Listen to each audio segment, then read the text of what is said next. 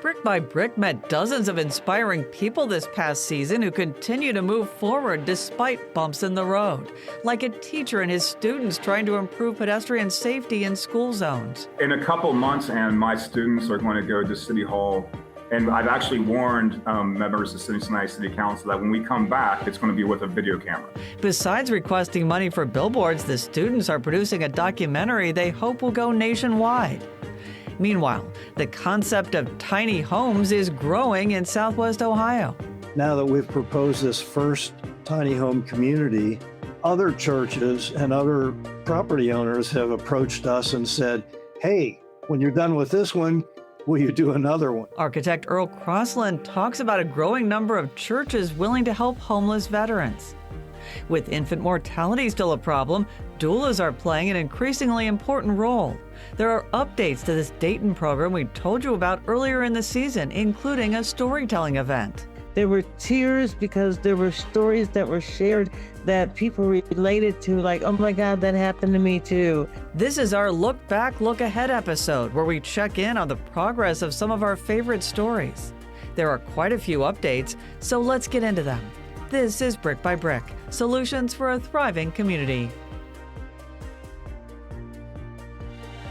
Brick by Brick is made possible thanks to leading support from Greater Cincinnati Foundation, AES Foundation, and George and Margaret McLean Foundation, with additional major support from Lori Johnston, the Robert and Adele Schiff Family Foundation, Murray and Agnes Seasongood Good Government Foundation, and more.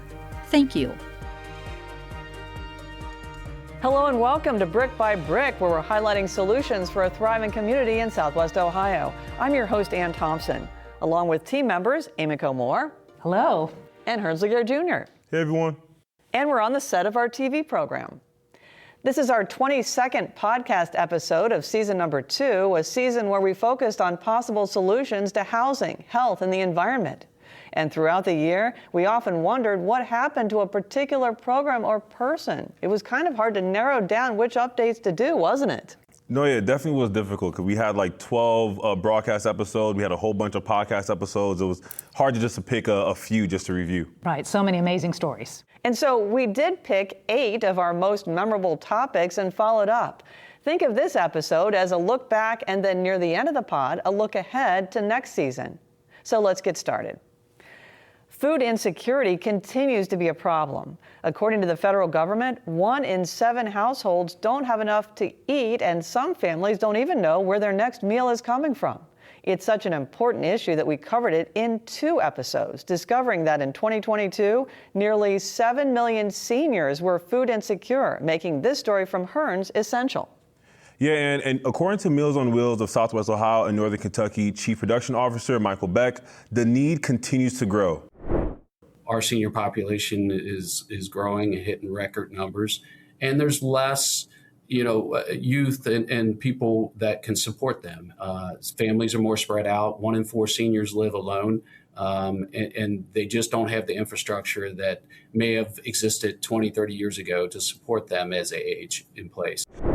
To meet this need, Meals on Wheels is expanding. The last time we checked with them in the fall of 2025, they just broke ground on their new headquarters at the old Ford dealership in Columbia Township. That will be their new hub that will help double their output. They'll go from producing 1.2 million meals a year to 3 million meals a year. It allows us to get bigger and do bigger volumes and serve more people. It makes us more efficient, which will help, goodness knows, inflation and costs going up. The inflation and cost going up is something that's affecting everyone, including grocery stores. In episode 1 of season 2, we featured 2 grocery stores. One of them was Gem City Market. President of the Gem City Market Board, Amaha Sellassie, said federal cuts have hurt their operations. We're like 35, maybe 40% of our shoppers are EBT shoppers, you know what I mean? And with the big, beautiful bill, some of those resources were cut, you know what I mean? And that's impacting people. And produce perks. That program is kind of questionable off and on a little bit. And so that's been hindering us as well. You know what I mean? So that percentage of people using EBT is higher than average. So we're meeting the people that we wanted to increase access to fresh fruits and vegetables the most. But at the same time, it's like they're the ones that are suffering the most when the federal government makes these type of cuts. And the impacts of those cuts, the economy, can be seen just a block away from Gem City. The Senior Resource Connection Center that provides Meals on Wheels and other services for older adults has announced that it will be closing in the coming months, citing COVID-19 pandemic and workforce retention as other reasons why they're making this tough decision. I asked Amaha his thoughts on the announcement. Even just bring that up, like I'm literally holding back tears right now because the backbone of any community is like compassion and empathy and support for vulnerable communities, and to hear that program is even the least bit at risk, you know, just like tore my soul apart. For the time being, the Senior Resource Connection Center has systems in place to continue to provide meals for the next couple of months. In addition to that, Michael Beck told me that the Meals on Wheels in Southwest Ohio and Northern Kentucky reached out to share their resources, and Amaha said Gem City is ready to support as much as they can. The other grocery store we featured in episode 1, Miser Fresh Grocery and Deli in Lower Price Hill, unexpectedly closed their operations completely in the spring of 2026. We were informed by store managers that the board, your store of the Queen City, decided to end operations due to financial strain and income instability. We tried to reach out to the board for a direct comment, but weren't able to reach them. We spoke with Food Policy Council Manager Rosa Baker. She is with the nonprofit organization Green Umbrella and oversees areas like Lower Price Hill. Similar to Dayton, she said different organizations like Community Matters and Last Mile Food Rescue have stepped in to try to fill in the gap. You know, Miser's was established there, I think 5 years ago, because it was already designated a food desert. And so access, we knew, was already an issue.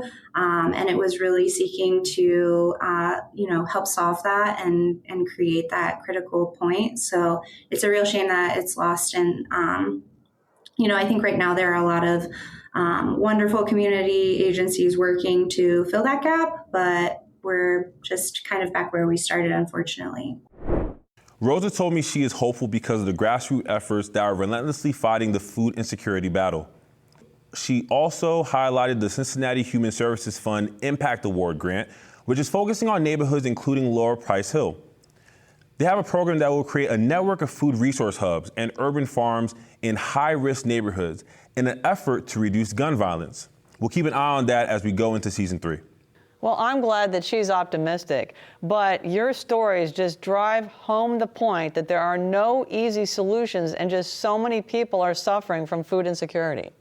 That's right, and I'd like to see more of these urban farms develop. That might be another solution that could help. For sure, yeah, and honestly, I like how Rosa also pointed to the fact that these things all connect together, right? You have issues of crime and gun violence in certain areas because they lack resources. So the fact that, organizations in Cincinnati are working to provide food and resources in order to curb gun violence and other negative things, I think that's a positive result. Well, let me just throw one more thing out there. There's a pilot program you can read about at cettconnect.org or thinktv.org, and it's helping one neighborhood with food insecurity in a partnership between Kroger and Winton Hills. Well, growing food in your own backyard is certainly a solution, and one woman is doing it quite well. Emiko? Yes, she is. You may recall Cecily Foster, a nurse and mother of 3 who lives in the Twin Towers neighborhood in Dayton. Last year, she built a backyard garden with the help of Mission of Mary Cooperative. Growing vegetables in her garden has changed her family's eating habits and cut her grocery bills in half. We wanted to see how her efforts this season are coming along. Well, Foster says her garden has quadrupled in size with at least 30 more plants, and she has a growing interest in medicinal herbs, fruits, and native plants. I've even just fallen in love with what people would consider weeds, because I'm convinced society has told us that weeds are bad for us when actually is God's medicine all around us. Foster continues to offset rising grocery costs with her garden. Our fruit bill will completely decrease because fruit is expensive and we are going to go crazy once all these fruit is producing. And I like green juices. I have a juicer, so I love making my green juices and it just saves me a lot. I've even just went and picked some dandelion leaves when I'm like, I don't have any green. I got some fruit. I need some green. Went outside in front and got plenty of dandelion leaves and added them to my juice. And she sees the difference it is making for her children, especially her youngest daughter. If I'm picking something, she just wants to pick it and eat it. So I'm absolutely looking at her like, if I do it, you do it. It's like if I have a cookie, she wants a cookie too. But if I am eating from the garden, she wants to taste it all. So it's also awesome just to see how her health is going to change over the years since she's so invested and I got her into it when she was so young. I love that story. I think that's great.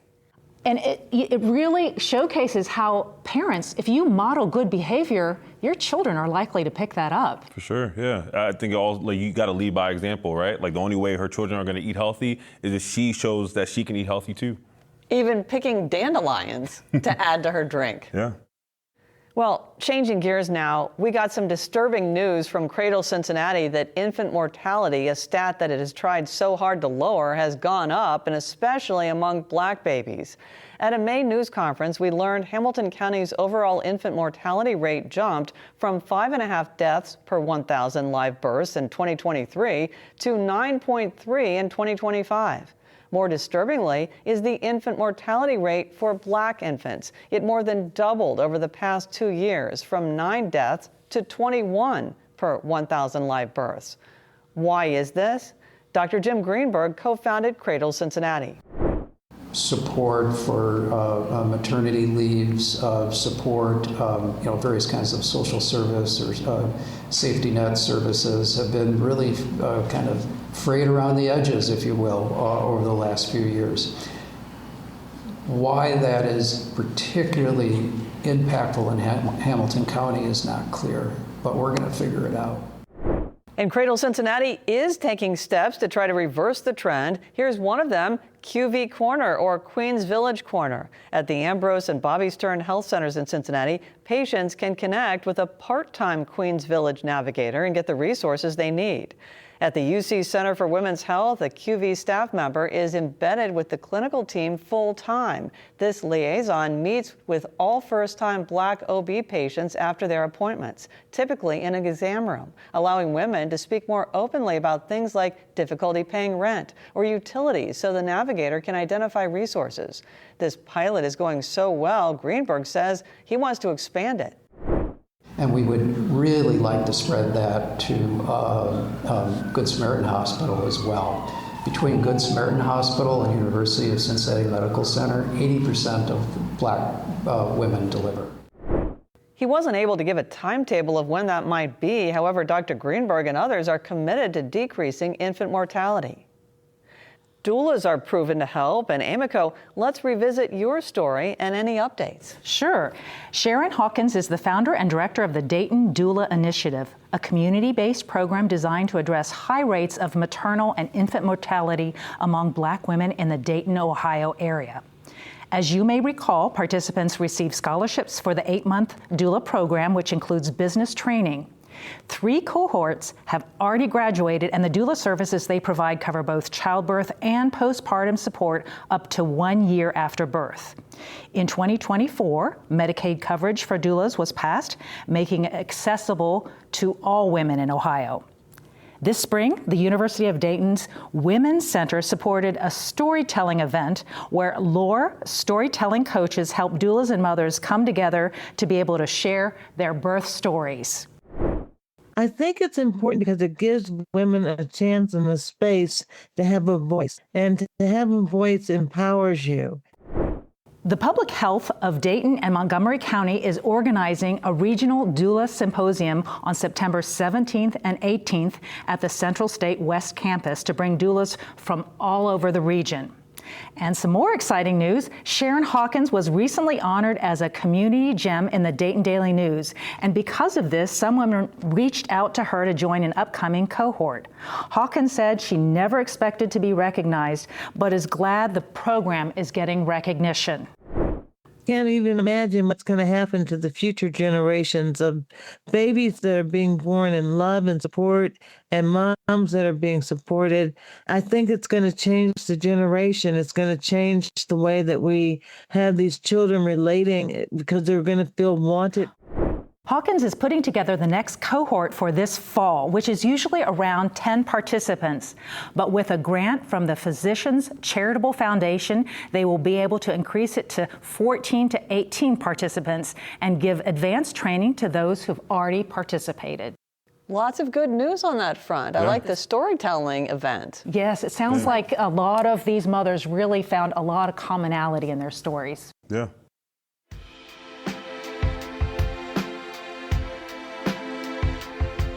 Coming up on Brick by Brick, an effort at Western Hills High School to improve safety in school zones now includes 2 other schools. There's no magic silver bullet to cure this.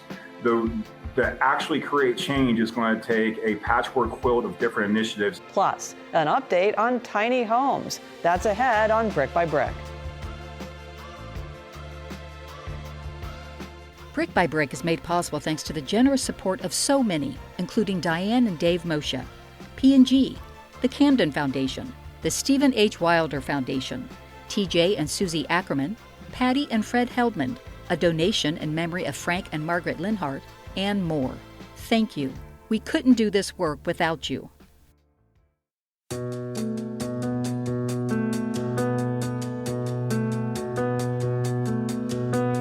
We're covering a lot of ground on this episode, but that's because there's a lot going on in our cities and neighborhoods, and we need to track progress. Hi, I'm Mark Lammers, executive producer of Brick by Brick. Whether you only listen to our podcast, watch on television over the air or through the PBS app, or choose to go deeper with our online articles, you know this initiative is all about clarifying the problems we face locally while shining a light on viable solutions. And we intend to keep delivering on that commitment. As we wrap out our second season of Brick by Brick, we're looking ahead to September, when we'll be coming back with new stories, updates on solutions underway, and more conversations with thought leaders and solutionaries. To help us in this effort, we're asking just one thing. Click on the link in the show notes for this episode to fill out a short survey about your experience with the show. It should only take a few minutes and really helps us keep this thing going. So show your support of this effort today by clicking that link and using your voice. You can even do it while you're listening to the team wrap up season 2, which I'll get you back to now. Thanks.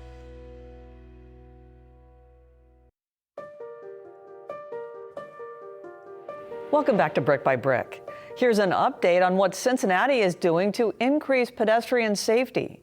After perfecting the size and angle of speed humps in 2025, it plans to make 35 more improvements, including curb extensions, speed cushions, and more in 9 neighborhoods this year. Even one of the most dangerous intersections in Madisonville, Madison and Anderson Place, Hearns, where you and I crossed the street, or at least attempted to. Yeah. Neighborhood Transportation Chair Carrie Demaree says the city will install a raised crosswalk and a pair of rectangular rapid flashing beacons. Based on data, the traffic calming strategy is working. On average, there was a 48% decrease citywide in the percent of drivers speeding. You can see the information on our website, cetconnect.org and thinktv.org.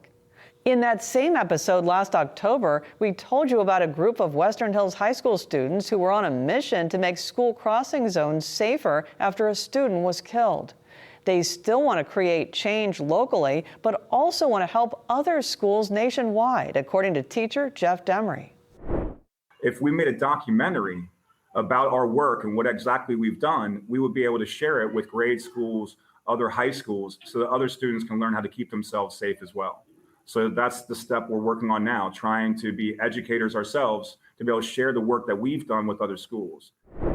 They're creating this documentary with other area schools. No one living in Cincinnati has seen the Western Hills Mustangs and the Elder Panthers ever do anything other than fight on a football field. So the fact that we're now a CPS school and a large local parochial school and a school outside of our district like Lakota are starting to join forces, hopefully will get people's attention and bring further a concentrated effort to improve the situation. Christina Alcorn is part of this effort. Her son, Aspen Runnels, was hit and killed by a car while a freshman at Lakota in 2024. Western Hills High School students testified to help pass Aspen's Law, which makes it an automatic felony when a driver hits a pedestrian in an active school zone. West High students have also been asked to testify in proposed House Bill 714, which strengthens pedestrian protections. Driving home the importance is a study that found 70% of drivers at 3 other schools, as reported by WVXU, Woodward, Withrow, and Dater High Schools, exceeded the 20-mile-an-hour speed limit. Just this month, Cincinnati Council talked about more traffic calming measures and possibly traffic cameras. Yeah, I think that's definitely necessary because like we spoke about already during this episode, I think you just need to make measures to force people to drive slower or at least hold them accountable because, man, like from people just not obeying traffic laws or just being on their phones while they're driving, it makes it scary for pedestrians trying to cross the street or even walk on the sidewalk. And the data really supports it because if you've seen a 48% decrease, that's huge. That makes a difference. Yeah, so we'll be following this effort for sure. Well, tiny homes are taking off. In 2024, there were about 10,000 in the U.S. What's happening here? Brick by Brick has reported on a number of different efforts.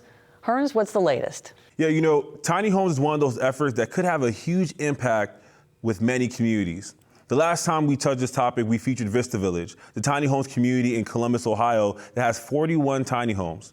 They are currently working on phase 2, which will include 60 single-family tiny homes.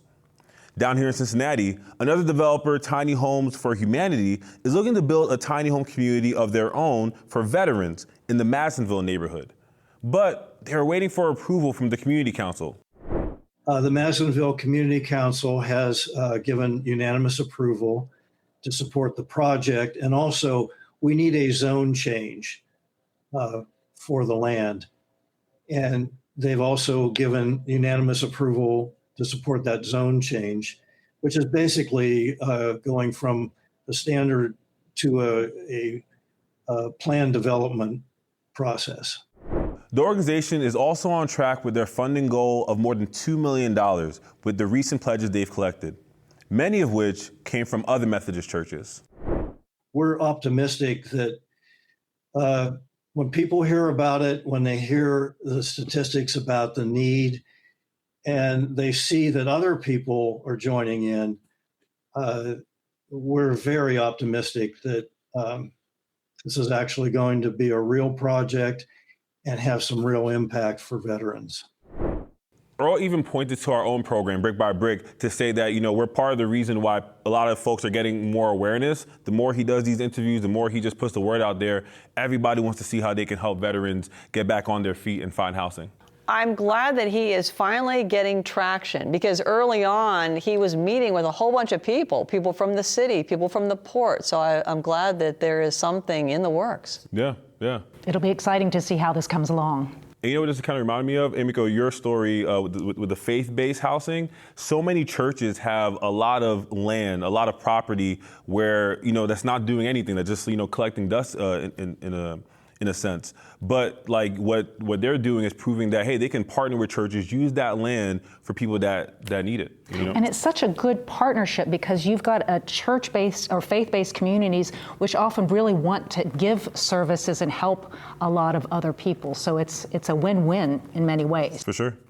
Well, I'm thinking back to the Toxic Homes episode, and People Working Cooperatively is a Cincinnati nonprofit that provides critical home repairs for eligible residents. When we went to a Mount Auburn home this winter, the organization was also removing mold as part of a pilot project. That homeowner tells People Working Cooperatively she feels better now that the mold is gone from her basement and it has lifted her stress. So that's good news. And PwC says it is continuing this pilot program with a small amount of flexible funding. Oh, it just goes to show how much your home affects not only your physical environment, but your mental health as well. Yeah. And with that, we're looking ahead to season 3. What are some topics that you guys are interested in reporting on? For me, we just recently attended a sustainability summit. So waste reduction and waste management is really big on my mind. And one of the things that I find fascinating is textiles. Our clothing is such a huge waste. It's, I think, the number 2 biggest waste producer after plastics. And in the U.S., over 17 million tons of textile waste is generated per year. So that really affects pollution, greenhouse gases, and a lot of depletion. I'm also looking into a mega CDC program, which is a comprehensive cradle to career service program that we can look into. And I think also mental health is still a big issue, and in particular, men's mental health, which is still a silent issue that we might want to look into. For sure.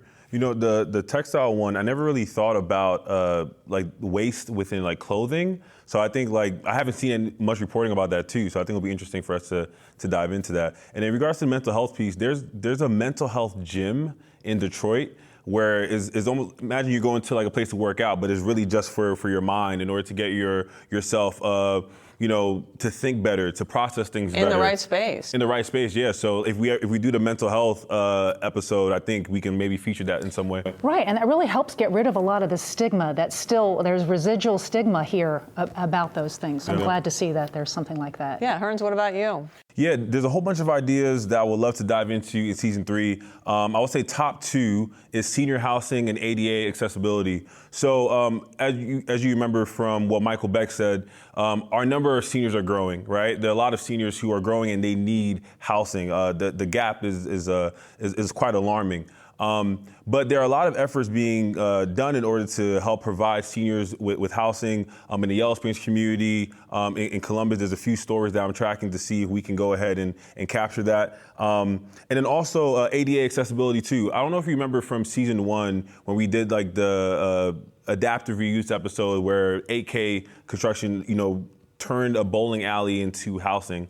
It was beneficial for so many reasons, but the woman that I had featured there was on a wheelchair, and she literally needed somebody in her old apartment. She needed somebody to carry her down her stairs every single day because she, it just, it was an older apartment building. They didn't have anywhere for a ramp. So I think those are definitely 2 areas that we haven't really touched upon too much, and I think it'll be great for us to dive into those topics. Well, here are my top 3.